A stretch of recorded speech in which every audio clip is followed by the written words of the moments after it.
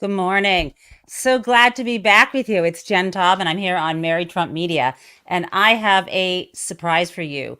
We have a special guest, Dr. Dara coming to join us to talk about everything from Donald Trump and his apparent medical issues. I know she can't diagnose him from afar, to the most important issue in this race, reproductive freedom.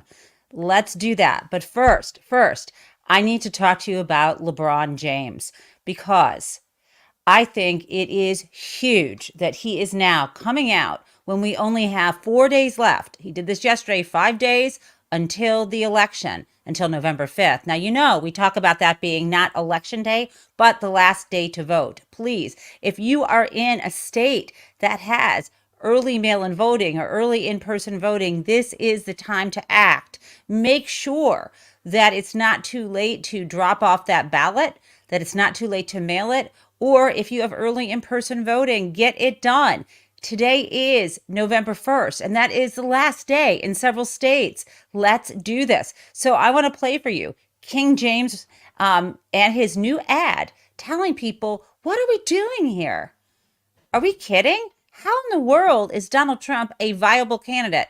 And he, of course, endorses Donald Trump. Let's play it, and I will see you on the other side. Oh, it's cool black guy. That's one of my buddies. We had fun. We carved watermelons together. It was awesome. No, I'm not a racist. We love Hitler. We love Trump. They're taking black jobs now. The whole country's going to be it'll be like Detroit. A lot of it's about the genes, isn't it? Don't you believe? They're poisoning the blood of our country. Troublemaker. These are troublemakers. Look, I love the old days, Do you know what they used to do to guys like that when they were in a place like this? They'd be carried out on a stretcher, folks. Like to punch him in the face, I'll tell you.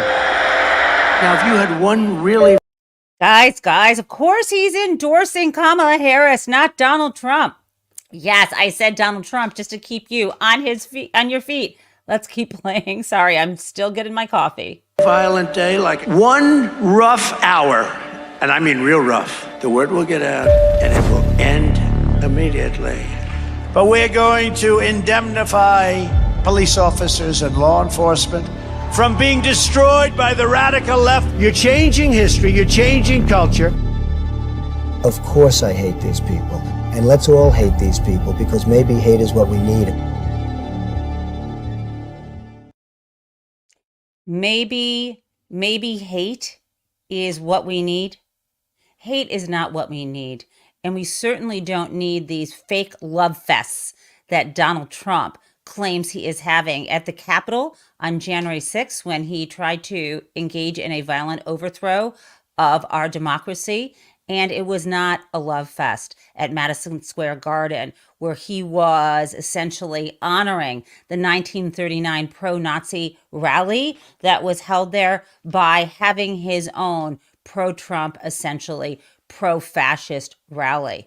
When he invited, and we've talked about this, the comedian, Big Tony is what I call him, up on stage, he knew, and his campaign knew exactly what they were getting. And if you didn't think they knew, they allowed his comments to be loaded up on that teleprompter. What LeBron James is telling us is it's not just Madison Square Garden on Sunday night. No, it's not just the terrible, out of touch comments that Donald Trump keeps making. This is who he is from day one. He has been a racist. He has been a homophobe. He has been sexist. He is an adjudicated rapist. He is an inveterate con artist. He is an utter idiot. And he does not deserve to have ever served in the Oval Office. If he had ever been held accountable for all of the fraud in which he engaged, instead of having his companies over the years enter into countless civil settlements with authorities, including involving the Securities and Exchange Commission for one of his businesses because the comments he made were violations of law, were fraudulent. If he had been held accountable for his businesses engaged in money laundering instead of just having to pay a fine, if the RICO case against him for his fake university had been a criminal case and not a civil one. And I could go on and on and on because Donald Trump has gone on and on and on with his fraud and his selfishness and his out of line behavior. Listen, if he had ever been held accountable, if he had not been given the special touch, the special treatment that white collar criminals get in this country, he would have served time in federal prison and never in the Oval Office, which will bring us right now to what he is facing. Friends, I am not one to be overly optimistic. You know, I hate it, but the phrase I would use is cautious optimism. We are 4 days out from November 5th, and I am feeling that it is very close. But if women continue to get out and vote, and if we continue to have these tough conversations with the men in our lives about how important this election is for all of us, we will win. This is what we are seeing in terms of early voting turnout numbers, just based on demographics, including party affiliation and gender. It looks like Kamala Harris can win the Electoral College vote. There's no question she will win the popular vote. But as you know, that's not enough in this country, in part, friends, because of the U.S. Constitution. But we will talk about this on a different day, I think on Monday, about how there is a way to blunt the impact of the Electoral College and allow for the popular vote to prevail through essentially just laws passed by the states. This is something, this interstate compact, which is already in place. We just need more states to get on board. But okay, let's not get into the legal weeds. Right now, I am so excited to bring up on the stage, and I thought, oh, there she is, my dear friend, Dr. Dara Cass. You should be lucky. Just because she's my friend, you might think, oh, Jen has a friend. Who is this? My friends, all of you, Taubster, this Dr. Dara Cass is the real deal. I mean, I can't believe we were even able to get her on our show. She's usually like on MSNBC or CBS or NBC. You know her. She's an expert, especially on women's reproductive freedom. But as an emergency room doctor and a former member of the Biden administration in the Department of Health and Human Services, she has seen everything inside of government and inside of the emergency room and probably inside of our bodies, much more than anyone else has that I've ever had on this show. So let's bring her up on stage. That's an interesting intro, Jen. I've seen inside a human body. That is true. And I'm happy to open with some levity, I think, because I think we needed that after what we started talking about this morning. I'm impressed with your setup because I see that I need to talk to you. You've got a Shure MP, you've got a mic like I do here. Yeah. I've been having trouble. We'll talk maybe some other time with my connection on my mic sometimes. We'll talk, doctor. I got it for myself when I started doing more podcasts, and I don't do them that often. So this morning I was like, plug it in the old mic and like, let's get going. So at least I get to use it. So I'm so glad you're here, Doctor. Can you tell us, before we jump into the thing I want to talk to you the most, which is about this recent ProPublica story about yet another young woman dying because she is bleeding out or has some other complication due to one of the Trump abortion bans. Can you tell us a little bit about your background, what you did at HHS, because that's going to be important to us later in our conversation. Yeah, so I'm an emergency medicine physician. I've been doing the job for almost 20 years.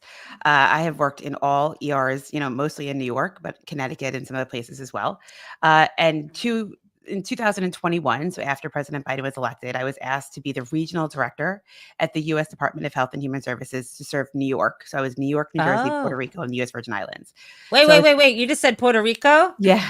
I'm going to have some things to ask you. I know. Okay, so it's actually a big deal. So at my jurisdiction was included the Commonwealth of Puerto Rico, and actually I was able to really go there and talk a lot to Puerto Ricans who both lived on Puerto Rico and also lived on the continental United States. So I have some feelings about a lot of the comments that have been made. Anywho, I bet you do. But okay, so you did that work. And what was the span? Like, when did you start and when did you end that job, doctor? Yeah, so I went in 2021 and I left at the beginning of 2024. And I left, so the decision that overturned Roe v. Wade actually came. Dobbs. Yes, the commissioner of health in Mississippi was called Dobbs at the time. So the decision that overturned Roe v. Wade came down in, the leaked opinion was in May of 2022, and then the formal opinion in June of 2022. So I was in the federal government as the federal government mobilized its response. And I saw a lot of what the federal government could and tried to do, and also what it wasn't built to do, but also how important it was for doctors on the ground to understand this incredibly changing landscape of care. And we see that now coming through in these cases, where you now have, 50 states, a bunch of other areas of the United States. So we have, places like Puerto Rico, Guam, the Northern Mariana Islands, who can each determine their the rules around delivering care related to abortion, but that the collateral damage of those inpatient care, what it means for pregnant people, people who do or don't want to become pregnant, who have the capacity to become pregnant, what it means for doctors, for healthcare systems. Like, I just felt it. At that point, I was better served out of the government, working with doctors, health systems, patients, and the public to really understand what's happening and what this new normal is and how to survive it while we try to get legislation passed to restore Roe, or even go further than that, which is really to get all politicians and government out of our healthcare system, which I think is the right answer, because no limits on healthcare access, even including what was in Roe, are helpful to patient care. And so I'm sorry. So let me ask you, I'm going to speak specifically about overturning Roe v. Wade, because and I'm going to tell you, and I think most of our listeners here don't agree with this, but what Donald Trump said, and what the pretextual justification, as you know, is that they said, why should the federal government at all be making any rules about what's permissive? The federalism argument of, like, leave it to the states. The states know better. And yet we have seen, and we're going to talk about what that happens. That is not, of course, what any lawyers wanted. That is not what doctors want. And we can talk about your nirvana. It sounds like you have an idea of what we should have. But even those same people who are claiming it should be up to the states are now saying that they want a national abortion ban. I would like to play for you a clip and have you respond. This is RFK Jr., right? And just to be clear, RFK Jr. Is someone who is still on the presidential ticket in some states because he couldn't get himself off of the ticket. And he is now very close with Donald Trump, who has promised him a position. He hasn't specified what it is, but said he will put RFK Jr. There you do. Show that gesture again. That all is of HHS, all of healthcare, all of public health. He's promised him all govern as he wishes, and that is a whole other conversation we can have. And right, and we can talk about. We can get to this, but like, this is a man who not only doesn't believe, as if it's a belief system, in vaccines, but due to that, it resulted in, I think, hundreds of deaths because he told some folks. Well, anyway, at any rate, they want to put Dr. Wormbrain or Brainworm in charge of the whole Department of Health and Human Services. So he was asked this, and I'm going to play this clip for you. Cap it at 15 weeks? Yes. Or 21 weeks? Yeah, 3 months. So 3 months. You would sign a federal cap on that? Yes, I would. Okay. Thoughts? What is he talking about? I mean, he's like, sure, I'll order a milkshake. Maybe it'll be vanilla. Maybe it'll be chocolate. I'm not really sure. But whatever sounds tasty to me today is what I'm going to do. Like, what is 3 months, though? What is he talking about there? 12 weeks. It is 12 weeks. I'm sorry. So tell me what 12 weeks is. Is that from the last period? Can you spell that out for us? So let's be really clear, okay? A 12-week abortion ban means that within the first trimester, which is the term we use a lot, right? So it has to do with, it's technically from the last period, 12 weeks from then, that all abortions would be restricted beyond that. And then people will tell you they'll have exceptions for, rape, incest, life of the mother. And we can talk more about exceptions. What it really means is that at a certain point, the lever of power comes down into the exam room so that the care that a patient needs beyond that day of 12 weeks, 16 weeks, 20 weeks, whatever it is now altered. So here's best practices of medical care. You see patients who are pregnant, you see that they have infections, you see that they're having contraction, whatever the complication is. And now it's insert government into our decision making at 12 weeks, 16 weeks, 18 weeks, 20 weeks, because now the government has an opinion also. Now, just to give some context, imagine if you had Right. cancer Yep. and you needed chemotherapy. Right. And the chemotherapy you needed was not legal in Texas or Indiana, but was legal in New York or California. And you had to go Right. every week for that chemotherapy to a different state to get it because the life-saving care you needed. But now imagine that you found out the cancer, you had 24 hours to get that chemotherapy. It wasn't like you had a month to plan. This is the urgency. And when we talk about the case from ProPublica today, the urgency of the access to this care, it's not like everybody has time to travel to another state. One of the things Donald Trump loves to talk about is, so you don't like the care in your state? Who's stopping you from, even JD Vance? There was a clip yesterday about JD Vance being asked by Joe Rogan. Joe Rogan says something along the lines of, I don't believe that women should be restricted from traveling. Do you? And JD Vance is like, I don't hear of any restrictions. Meanwhile, Ken Paxton himself is threatening to figure out, can I get the medical records of people that are traveling? So whatever his see no evil, hear no evil, ignorance is. But at the end of the day, the idea that people who are pregnant who don't want to be, right, have the liberty to travel because they have time to decide, whether it's that they have a pregnancy, that they have a devastating diagnosis, or they're just deciding that this is not the right time to be pregnant. There's this casualness that all these lawmakers have around the timing that everybody, oh yeah, you can decide today, I don't want to be pregnant. Let's just go to New York and we'll get an abortion. We'll come back. We'll have some pizza. This is life-saving It's care ridiculous. that I has to love be that. available Right. in your state. Your doctors have to be able to act, because if they can't, like what we're going to talk about with Nevaeh Crain, you Right. die. I want to say two things. One, our audience loves you. They're saying, say it with your full chest, Dr. Cass. and two, it's really important the way you're saying this, which is spelling out in plain language, very concrete, so we can imagine in each of our lives what this would look like. And you did mention the ProPublica article, and I want to see if I can share this. Oops, I think You did it. Oh, I did it. Yes. So, oops, you know what? I have. Oh, this is amazing. I was so enthusiastic to have you on here. I still have the Nerd Avengers branding. Oops, there we go.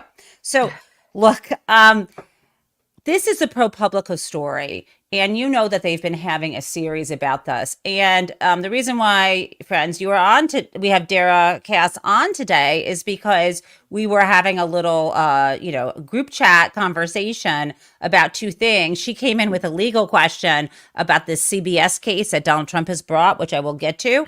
I'll make her ask me the question. And then someone on our chat was also commenting here because of this series from ProPublica. And this is about Nevaeh Crain.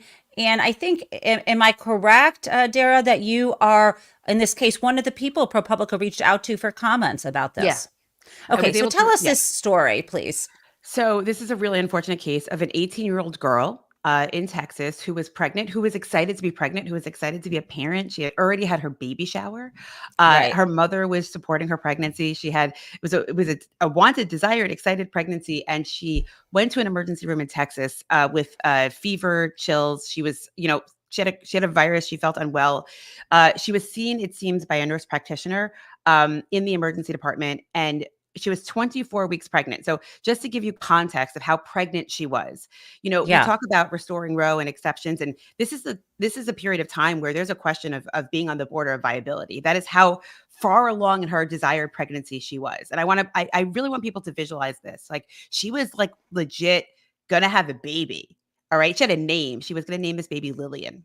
And you use the word, oh my gosh, Lillian was one of my paternal grandmother's name, but you use the word viability. Yeah. I know what you mean by that, even though legally it's tricky. Tell us what you mean as a doctor by viability before you tell more of her story. So viability is the time by which a baby that's delivered, so a post-delivery baby, can survive outside of the womb. And doesn't mean survive on its own. Often they need immense support, incubators, medications, fluids, and you need to kind of, what we call them is feeders and growers, if you will, babies that need to be grown and get bigger and plumper and fatter and better just in order to be able to survive on their own.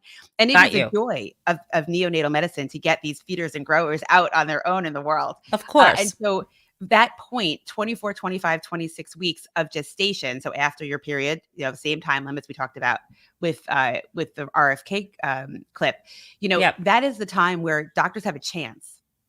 Now, 24 weeks is really at the border, but the point I'm trying to make is that her pregnancy was far enough along that she expected to have a baby, and her mother expected to be a grandmother, and all those things. I'm feeling all this joy, and I know what's coming, but still my heart. You say baby, and I'm like, baby, I want this baby. I say that, and I say it to say, like, this is the consequence. These are the this is the collateral damage. The consequence of these bans is that we are stealing joy from people that are trying to grow their families. I mean, it is more than just the idea that you don't want people to be casual about whether or not they terminate their pregnancies. So she goes to the emergency department feeling unwell on the day of her shower, has a fever, gets diagnosed with strep throat.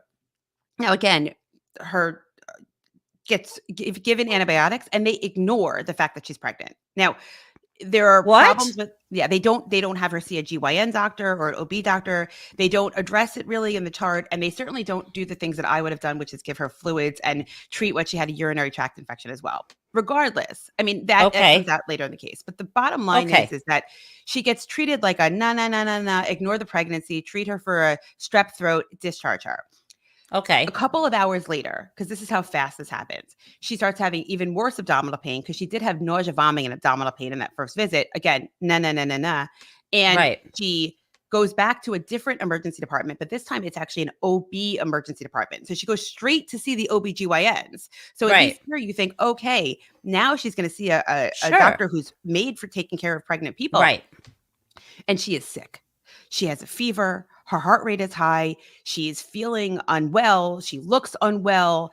And they see her, and there's something called a sepsis alert. So yes. Like no. When we talk about those, bright shining signs above a head saying sick person here, please take care of them. That's what a sepsis alert is. It says that your vital signs are showing that your infection is attacking your organs. There's no other way to say it. And so she gets treated with some fluids, some antibiotics, and some Tylenol.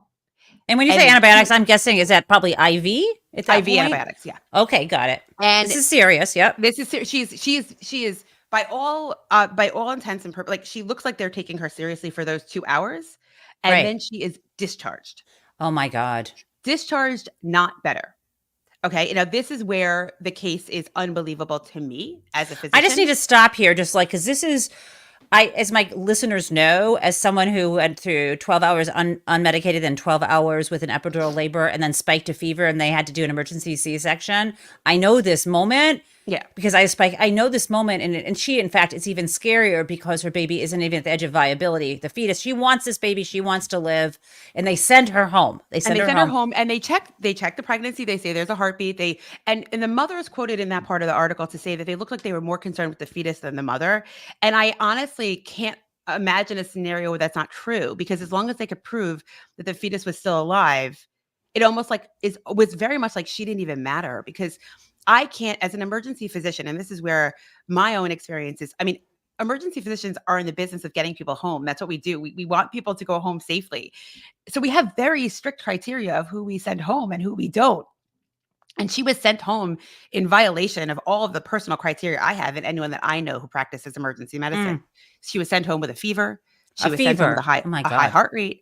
And in all fairness, she was sent home. And I say in the article, and I'm not that casual, like I guess your listeners are seeing this. I'm very blunt with my words in these, because this is life-saving and life-affecting care. She was sent home, and this was her chance to live, and they basically put her on the path that it would be, unsure if she could survive. So tell me how many hours. So this is all happening the day of her shower. Can you imagine the friends and family around her wondering? I mean, so she's sent home. What happens next? So she's sent home, and literally hours later, she comes back dying. And there's no other way. Her blood pressure is incredibly low. Her heart rate is incredibly high. She's losing consciousness.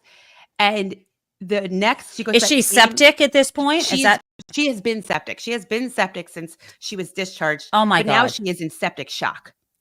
Oh my God. Okay. Her organs are failing. It's all organs falling are failing. apart. She is in septic shock, and she is in this emergency, this OB emergency room. Again, only for pregnant patients, or emergency room. They do a quick ultrasound where they don't save any images and they show that the baby is dead, fetal demise. Oh my God. But they don't save the images, and they ask for another ultrasound. Wait, I what? don't know. Wait.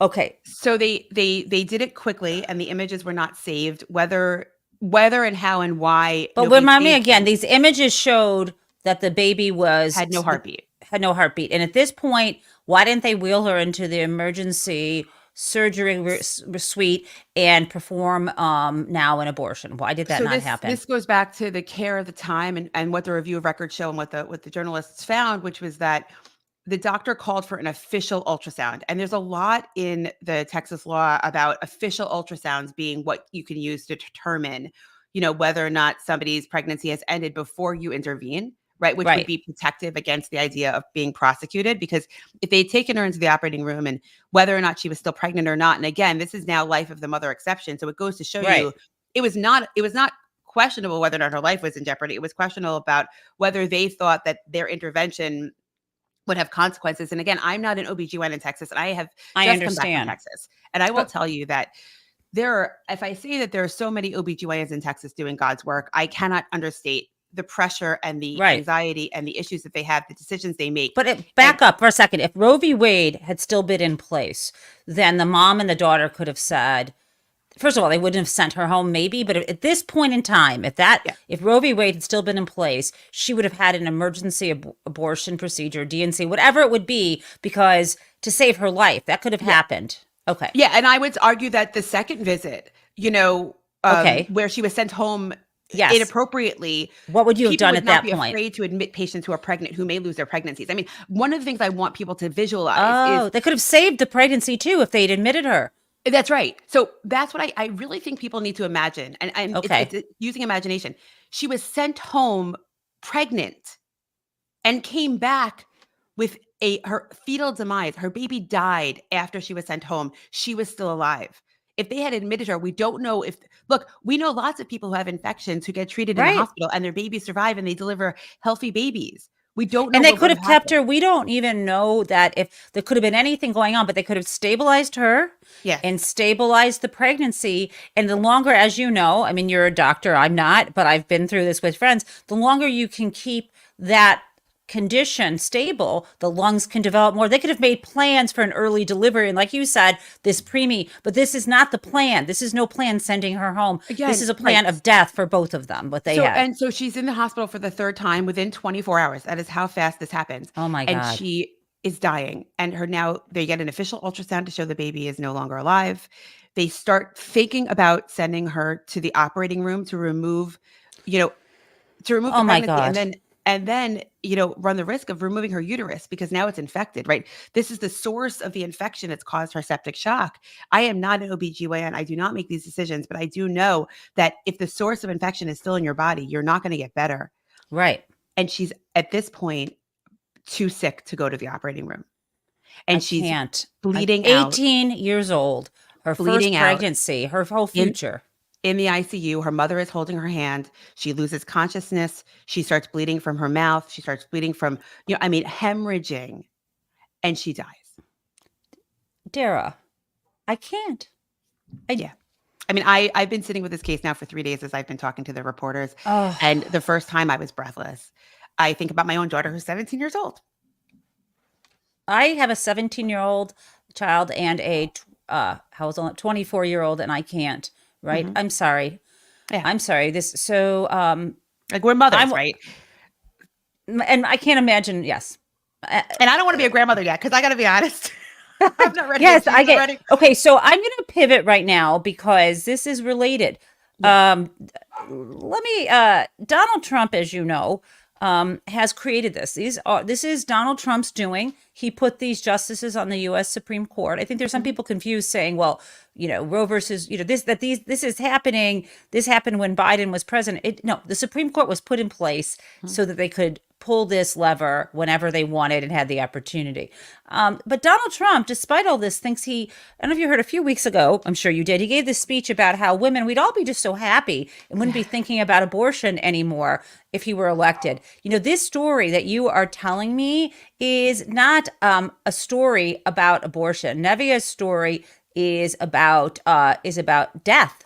Her story isn't about abortion. Her story is about having the government intervening in vital medical treatment. Her story is not about helping women. But you remember that Donald Trump said he wanted to protect women. Let me just play this for you. I'd love your thoughts. About 4 weeks ago, I was saying, no, I want to protect the people. I want to protect the women of our country. I want to protect the women. Sir, please don't say that. Why? They said, we think it's very inappropriate for you to say. I said, why? I'm president. I want to protect the women of our country. They said...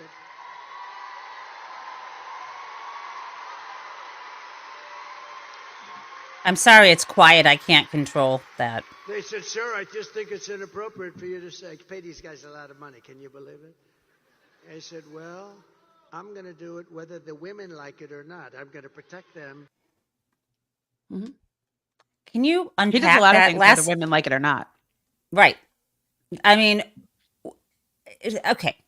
So this is where we are. People who don't actually center other human beings, like Donald Trump centers himself at all times in the kind of hierarchy he wants to create. Men dominate women, and women are vessels, literally vessels for, I suppose, children, vessels to further the careers of men. It's hard to really understand what he's doing there. Let me just play this reaction. I think this is on a.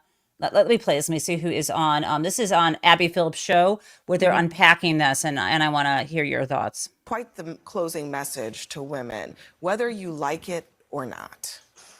Well, if you ask all the women who have accused him of sexual harassment, if you ask the women who have accused him of rape, if you listen to what he said on that Access Hollywood tape, you realize that Donald Trump is a man who has a long history of doing things, whether women like it or not. I find it offensive, too. Women don't want to be protected by Trump. They want to be protected from Trump, because no matter how much he tries, he cannot run away from having handpicked those 3 Supreme Court justices that overturned Roe and have meant that women all over this country are having a very hard time getting the reproductive health they need. Some of them have died. Some of them have had to almost die in order to get treatment. Doctors are petrified of treating them. That's not protection. That's threatening our lives. I know that you agree with Ana Nevaeh, and I want to ask you, if someone listening to us knows someone who is on the fence for whatever reason, there are political reasons and views that maybe they don't share. Right. What is the message that the last pitch you could give to our listeners for someone who isn't sure if they're going to vote for Kamala on this issue in particular? There is no hiding from this. I hear a lot of people tell me how privileged they are, right? How their daughter can get care, or they can fly somebody or whatever, or these things don't matter. Or even in New York where I live, right? We have a proposition on the ballot to protect abortion access in our state constitution. And lots of people are parsing out whether it's good enough or this or that. You cannot run and hide from a national abortion ban. And let's be really clear, okay? What RFK was talking about in your first clip, 12 weeks, 15 weeks, 20 weeks, whatever flavor feels right for him. Yes. All of those would have been in place and Nevaeh would have died. Because at the end of the day, she was 24 weeks pregnant. I and understand. This goes back to where I sit, which is when we had Roe, it was more like you need to just do what you need to do when the patient's in front of you. And Roe said viability, which allowed some states to have viability limits. That is what it is. What I say to people is we never needed legislative limits on access to reproductive health care because we already have medical limits, right? In every scenario, Nevaeh would have been given antibiotics and fluids, and they would have delivered her baby and tried to save this baby to survive, feed it and grow it and all of the things, right? Right. It was only because she got so sick that this baby was not going to survive, that this baby died in her womb. These limits kill babies in the womb. So let's talk about your utopia for 1 second. And I just want to say, I love having doctors and lawyers talk together. This is it's fun. my favorite thing to do now. This is fun because I want to say, so let me just be clear for folks who didn't know how Roe v. Wade worked. At the time Roe v. Wade was decided, I think 1971, what was in place at that time was states did what they wanted, and some states had outright abortion bans. Some of those were always still on the books and now came into place again, enforced again. So Roe v. Wade was supposed to be better in that it mandated from the Supreme Court saying that there was constitutional protection for women such that states could not enter into an outright ban on abortion until after viability. So that's what Roe v. Wade did. Now we've had subsequent decisions, and I know I'm looking at the clock. Are you good to stay for a little bit more? I got nothing else to do. I love this. Go Okay, ahead. yeah, no, I'm good because I got more for you. I got some Jews at a diner for you too. So guess what? I see the Jews at the diner. Ed Rendell. So at any rate, but the idea is, and then we have like the Casey decision that came down like in 92 or 93, and that said, okay, Casey noticed, this is a decision. Casey was, I guess, I guess he might have been the governor of Pennsylvania. I can't remember, but anyway, it was the AG. These are AG always like the AG or the commission. Dobbs was the health commissioner for Mississippi. Right. Like it's crazy because half the time these people with their names on the cases aren't actually even the ones like that Wade, right? Yes, right. Wade. Okay, so Casey in Pennsylvania, the AG. So in the Casey decision, the Supreme Court came down and said, we're noticing, and I'm paraphrasing, they didn't say we're noticing. They said, we're noticing that states are imposing burdens on trap laws. Yes, now they're called. I'll have you spell out that acronym. Imposing burdens on women and people having abortions. That making it difficult, like having all these. You need to get 20 ultrasounds. I'm exaggerating. So what Casey decided is that states could impose some burdens on women, even in that window after. Well, at any time essentially before viability, even if the state, wasn't allowed to ban it, as long as these weren't considered undue burdens. And that included requiring young women to either get their parents' permission or go through a judicial bypass and so on. Now, again, tell us what what has happened after Casey, what these states have in place. Yeah. So the whole idea of the Roe decision was that federal protection for abortion access up until viability, and then the line of viability, and also what it meant to have access. Those two things were constantly litigated in the courts. And in 2021, when Roe was still in place, Texas said, you know what? Screw you, America. We're going to pass this ban on abortion, and we're going to challenge the courts to stop us. And what they did was they didn't stop them. And this was one of the most defining moments, I think, of my life as a physician and as a parent and as an American. They finally said, screw you. And they passed a ban on abortion at heartbeat bill. And they also created this civil penalty where people could sue each other if they knew somebody went and got an abortion out of state. And this is Texas, right? This is Texas, right? SB 8. And then and then what the Dobbs decision did was it removed the federal protection for abortion access. It said it reversed Roe, and it said states go crazy. Have a good time. Do whatever you want. There is no limit to what you can do if you want to restrict abortion. And what's crazy about it is that, a lot of the states then went back into their zombie laws, like we said. So 1864 bans on abortion access, or some of them had been having a lot of fun passing abortion bans over the past 20 years just for shits and giggles. Excuse my French. I hope I can curse. Well, basically, because it makes them get votes. I'm going to pass this ban, right? It's not going to be effective, right? Mississippi, Alabama, Florida had all had a good time passing bans. And what was interesting to watch was many of those bans had to then go against their state Supreme Court constitutionally to say, is this ban even constitutional in our state? Because they passed them never thinking they would be enforced, right? So you then saw all of this kind of shaking out the tree at the state level, where a ban that had been placed was going to the state Supreme Court. And what was interesting to watch was a lot of state Supreme Courts, like in Montana and all these, said, no, you actually cannot necessarily, or Wyoming. I mean, I'm not a lawyer. I just play one on a podcast. Said, this actual ban does not comport with our state constitution. And so then the next thing you saw, so some states said, screw you, America. We're going to ban everything, like Idaho, Tennessee, Mississippi, full ban. Some have no protections for rape or incest or life. They all have life of the mother eventually, but no rape, no incest. Some are actually class C felonies. So they actually can criminalize physicians for providing an abortion against a state law.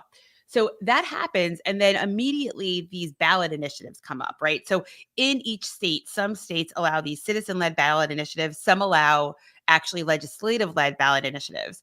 So what we saw was immediately states, even as conservative as Kansas or Kentucky, started saying, we're going to decide at the state level with our voters whether or not we want to restrict or support abortion access. And what has been remarkable to watch is that every single time voters at the state level have chosen to expand or protect abortion access in their Right. state. Right. Never yet with these initiatives, right? have voters chosen to restrict access at their own state level. So when you hear people like Donald Trump say, well, no, now it's back to the states. States are getting what they want. They're doing what they think. And I don't know about Ohio. Or I don't know about Kansas or Right. That's bullshit. Right. Okay. And they don't want, I love this. Let me just say this. Cause like I am, Dr. Cass is amazing because she says she's just playing a lawyer on a podcast, but she knows this shit. I mean, and it's true. Yeah. I mean, and this is, they keep saying, leave it to the states. And that when the states speak, they are against it. You get DeSantis in Florida not voting for what the people of the states want. That's not what they want. No, and you might find some states that say, we do feel more comfortable with some sort of gestational limit because our people are not entirely there yet. And there are some states that want no restrictions because, again, at the end of the day, the government doesn't belong in the exam room. No patient is served better, right? There is no better scenario where a limit on access to abortion care makes what you want, which is, only healthy mothers and pregnancies come true more. Having that said, what do I want? You asked my utopia. Yes. So, yes. You know what? Let every American vote in every state on their state ballot to protect abortion access right now. Put it on all 50 states, right? Let every state open it up, say, we're going to have a one-day vote-a-thon, and we're going to let every voter in every state say, do I want abortion in my state? And I honestly think you would have a pretty good chance to see getting government out of our exam rooms. You would see. Wait. I'm going to be like, here's my fear though. Is it going to be, because I'm afraid then you're going to get 20 different confusing ballot measures. No, one that says 1 week. Exactly. I don't want I think it's like yes or no. Do you want the government in your exam room? Do you want the government to decide whether the healthcare you get is available when your daughter is in an emergency room bleeding out and infected, and the doctors are afraid of being prosecuted before they can take care of her? Right. Is that the future you want? Because the texts I'm getting this morning are, how is this America? Right. This is a woman in Texas, a Christian woman, an 18-year-old girl who was excited to become a mother. That was her choice. Right. Her family was excited. They threw her a shower. How is this America that she is now? Let me say the one I know. Okay, I'm going to ask you this one last question that's going to annoy you. And then we're going to talk about another medical issue. So this is the question that you get from pro-choice Republicans. They say, okay, Dr. Cass, I hear this, letting the states, letting it be up to the popular vote, let the people decide, and the people are going to decide. I want abortion in my state as a right of a woman, and the doctor providing, medical care, or the healthcare provider, and I don't want the government in that decision. But they're going to say, what about, how Donald Trump says, what about these women who are whimsically going into a hospital and, the baby is totally viable, everyone's fine, and they're like 8 months pregnant, and they just say, give me an abortion. And they're claiming that this happens a lot, or even if it only happens once or twice in the world, for whatever reason, they say they want their state to ban that. Can you speak to that? Sure. I will tell you that I never say never, right? So there are lots of things that happen in the world. What I know for certain is somebody that doesn't want to be pregnant at 8 months, who asks for a termination at 8 months because they don't want to have a baby, knew at 3 months that they didn't want to have that baby. And so when somebody says to me, what about the casual person who's trying to end a pregnancy at 8 months? I say, well, did you offer them the access to that care earlier in their pregnancy? If what you want to stop is these casual terminations that you imagine are happening at the end of a pregnancy, what I know to be true is somebody does not travel a pregnancy highly desired the entire time and then turn around without some odd circumstantial change, like they have cancer or they find out that there's a huge fetal anomaly that is unsurvivable, right? Like if you're sitting here imagining this scenario that you're convinced is happening, where there are armies of pregnant people, happy, no, sorry, not interested, that is not happening. And what I say is people who have access to care early in their pregnancy take it.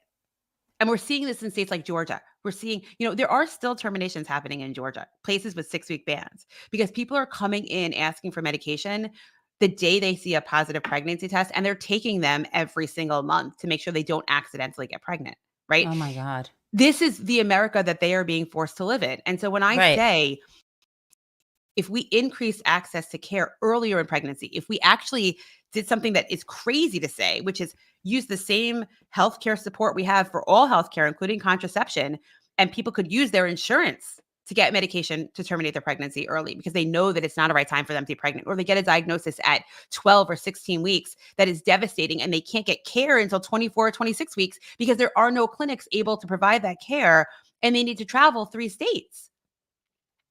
So the earlier we give people access to care would be the solution to the problem that these people are imagining.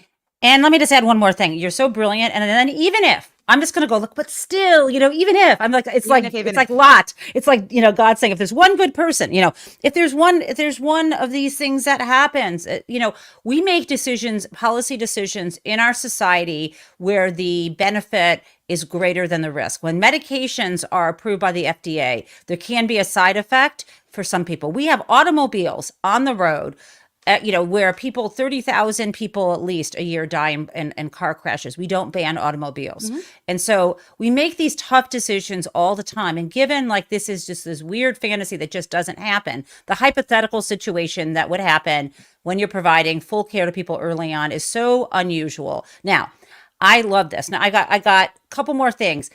I need to talk to you about the attack on people who are non-binary or trans and the insanity that Donald Trump is spewing. One, as I'm sure you've heard, how he claims that your kids go to school one day and somehow not, we can't get, you can't get adequate healthcare in America. You can get gender affirming surgery. I don't understand. I know. Okay. So here's his latest. I mean, can you imagine if you actually had a kid who needed gender affirming surgery? First of all, usually you have to wait until they're 18, but can you imagine being able to go to your local public school and get that done? I have finish the clip and then I'll give you a really good comment, which I think is really funny. Okay. You say, why do they want to have transition? I call them transition operations by the thousands. If you just say, well, I'm thinking about it, they throw you into an operating table. And you say, why do they want to have that? Okay. First of all, I would like you can tell your joke, but then since you are the doctor, they say this so generically, transitioning operations. There are many different things that we're talking about, but why don't you tell your joke? Because I think I need to laugh. I really do. Well, because he says it's like operating table and as if schools just have ORs, right? My daughter had a headache and needed Motrin at school. And I said, I'm a doctor, give her Motrin. And they said, we can't even take physician parent orders for Motrin. So when I say that, I was like, really? She just needs Motrin. But the reason I say that is to say that I mean, it's absurd, right? It's absurd on its face. It's absurd in its language, but it's not meant to be factually accurate. It's meant to What is it meant to do? Oh, okay, it's meant to inflame a response and distract us. I have a friend who reminds us all the time that all of these topics are meant to distract us from the bigger issue, which is the fact that he's a convicted felon, the fact that he overturned Roe, the fact that he will destroy the economy. And in this particular case, they have real harm. Because the thing about it is this, scapegoating a population of people that are already vulnerable is not harmless.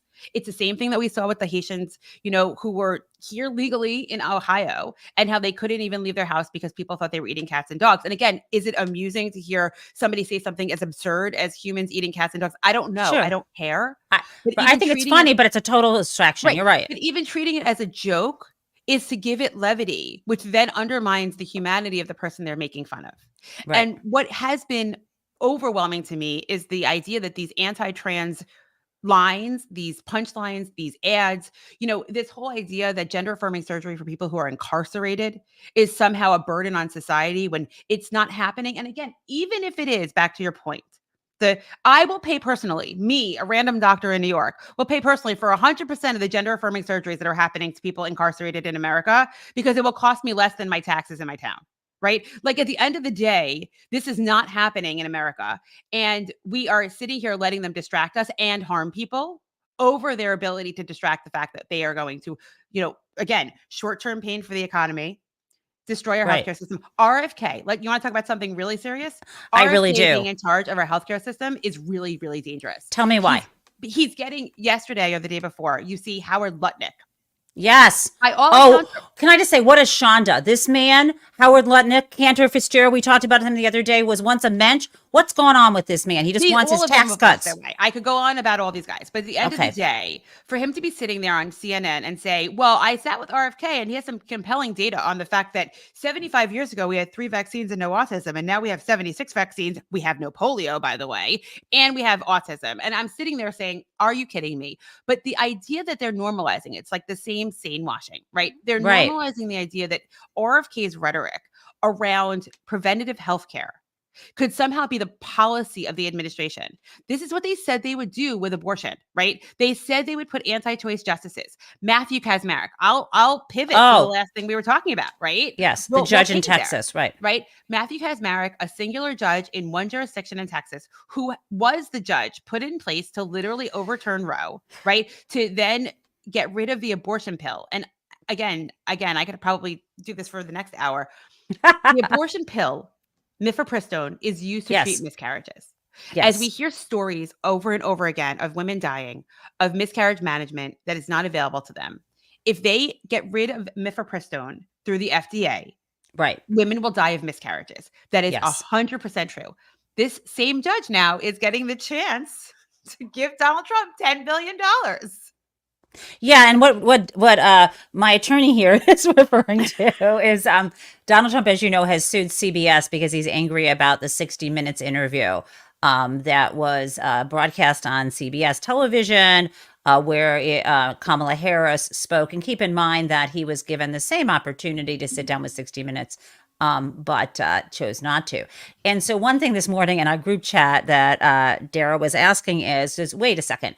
Can you just choose any court? And I love this because go ahead, you speak. No, I knew that they could judge shop, but I didn't know that you could judge shop for everything you wanted to. Because I knew that at least with abortion, it was like a national thing, so they could say, okay, what's this? The abortion thing. Hold on. The reason why you could do it is because it was a Texas law, right? Yeah. And so there's 3 things. I'm teaching civil procedure this semester, and I promise I will not bore the crap out of people. But in order to bring a case, and in this case, we're talking about in a federal court. I'm just speaking. You need 3 things. You need subject matter jurisdiction, you need personal jurisdiction, and you need venue. To satisfy subject matter jurisdiction, this is probably a state law claim. I don't think he's making, I'm not sure what the underlying cause of action. As long as the parties are from 2 different states, so Donald Trump is a citizen, I think, of Florida, and CBS is probably incorporated in Delaware with a headquarters, I think, in New York. So they're from probably different jurisdictions, and the amount of controversy is in excess of $75,000, then that satisfies subject matter jurisdiction, meaning any district court across the country can hear it. Next, that's the federal subject matter jurisdiction.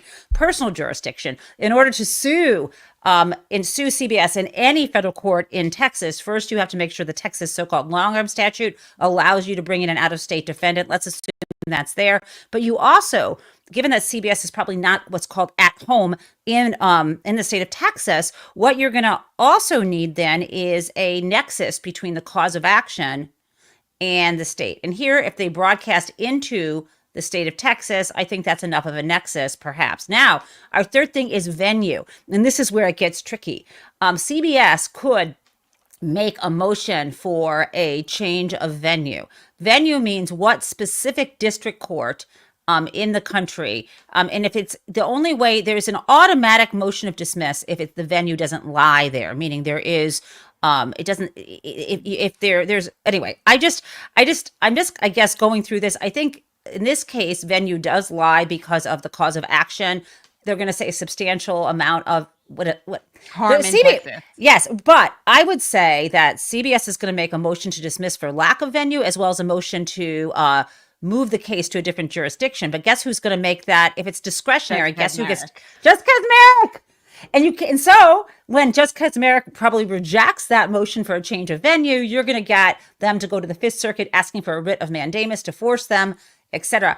I mean, this could be an exam question. My students don't watch the shows, but even so, I won't make it an exam question. But this is insane shit. The bottom line is this is legal speak. From a human being speak, you're like, really? You can install a judge one place in the country to do your bidding? And yes, America, that's where we are. That's why he really has more than one, right? He knows that he has alien canon in Florida. A canon. Yep.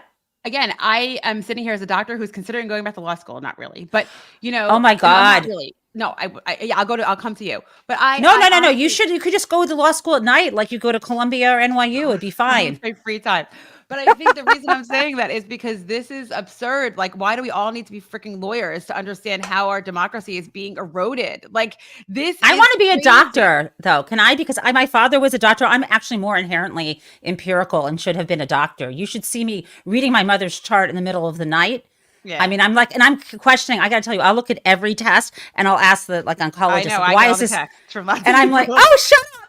I do this. I'm like, I don't send them to you, but I will tell you, I go through all of it. Anyway, I got one last thing for you because this is levity.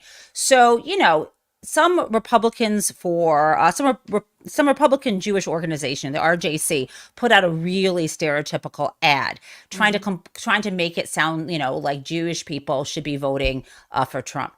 And then in response, we have this other ad, which I think is much better, but it still has some issues. Can I play this for you and get you to comment? By the way, I need a little nosh about now if I watch this. Oh, here we go. Totally. I love the turkey specials here. They're the best. And I love the lox and bagels, but I'm very upset with that recent Trump ad that stereotypes Jewish people. Yeah, I saw it. Me too. It was really offensive. It's been years of this. Remember when Trump called those torch-carrying racists and anti-Semites? I have to pause for the non-Jews who don't understand. This is like having someone from a different table lean over and talk into your conversation is like part of our culture. I do this to people and sometimes it works and it's like, who's this crazy lady? Am I right? Yeah. Can I ask you, are they eating a lox and bagel and a turkey sandwich at the same table? Yeah, this is crazy. Okay, let me just keep going. Okay, let's keep going. Ignore that happens. Okay, there's a lot of problems here. Here we go. Charlottesville, fine people. And he wants to pardon those violent criminals who attacked our Capitol on January 6th. We can't have 4 more years of Trump embracing anti-Semitism, chaos, and violence. It's not good for our country, and it's sure not good for Israel. That's why this Jewish former Republican member of the Pennsylvania House of Representatives is voting for Harris. Well, I'm pro-Israel, and I'm definitely voting for Harris. I'm pro-Israel, too, and I was once chairman of the county Republican Party, and I'm voting for Harris. I'm glad we all agree. Harris for president. There's no cream cheese on that bagel. I looked real careful. There's coffee. I get it. I'm not going to hear. Was there any milk? I don't know. I didn't. It's all black. Listen. I think that there was no dairy at that table. Oh my God. You know what? This is the thing. I could. Do you see my advertisement for Call Your Mother? I'm dying. Okay, you guys. So I think what we're talking about here is it looks like they had milchach and meat together. Like, this is not okay. But let's go. Can we talk about the message? Let's talk about the message. The foodie is not that. Yeah, go for it. You tell me, what do you think? So look, I think it's really important. There's a couple of things. Obviously, we've all been having conversations in our houses, and our friends and our groups about whether or not, who's strongest on Israel, what's going on. And there's a lot of complications about what's happening in the Middle East. And even Bill Clinton going out as a messenger and talking about with deep historical knowledge of the complexity of the region is everyone's trying to get a soundbite out of that. And Ed Rendell, I got to give it to the guy. He's like, sitting there being like trying to moderate this conversation. And the young woman is like, it's a great article and a great ad, and they all have the hostage pins on. And the point is real, which is that Kamala Harris is not just a strong supporter of Israel, but also of national security and national defense. And at the end of the day, we cannot have a convicted felon who will sell our secrets across the board, who will be unpredictable anywhere in the United States and will at whims do what other people tell him to do, which may include all directions in the Middle East. It is objectively true from a national security standpoint. And that is why you have former Republican elected officials, former chiefs of staff, and the generals saying from a national security standpoint, which includes the safety and security of Israel and the region, and the safety and security of the folks in the region that are being put at risk by all this war, which includes Lebanese folks and Palestinian folks. If you want anybody in the region to survive, if you want anybody in the region to have a better chance at peace, you've got to get the crazy person out of power. And that really means keeping him from being given authority again. So Ed Rendell and the former Republican woman, Congresswoman, and the guy who was a Republican, all of them, thank you for using your voice. It's a little sticky, I got to be honest, but isn't that the point? I mean, it is sticky, but what are you going to do? I think they're being ironic. Now, since we're at the end of the show, I need you to stay for the final feature we have every day, which is called Crazy Town. Are you with me? Yeah. Okay. So we get our little Crazy Town music. You can, dance a little. It's good. So today, Crazy Town, my friends, is Donald Trump talking about how in his fantastical world, the Democrats, what they want to do is they want to knock down every building everywhere in New York and put up new buildings that have no windows. And I've come to the conclusion that he's actually freaking out because the only buildings I know of that have no windows are prisons, Dara. So let's play this one. Let's play it, and this will bring us off the show for today. Friends, enjoy. They don't want any more windows in apartments, no more windows. They'd like every building in Manhattan to be taken down and build a building with no windows in it. You have to be one of the greatest salesmen in the world to sell one of those apartments. I guess I have it wrong. I mean- I've always been known for having the biggest windows. I want those windows to be so big, right down to the bottom of the floor. And the bigger they are, the better they sell. That's just the way it is. I got to change my whole philosophy if you don't vote me in, because I'll go back to building crazy buildings now and I won't be able to use windows anymore. I have. No, they don't want windows. They don't want cows. They don't want cows. Okay, I've got to bring you back up. Sorry. So thank you for joining me for the Crazy Town segment and the whole show. I hope we can have you back after the election. I'm ready. Thanks. You're ready. Bye, guys. Thanks. Bye.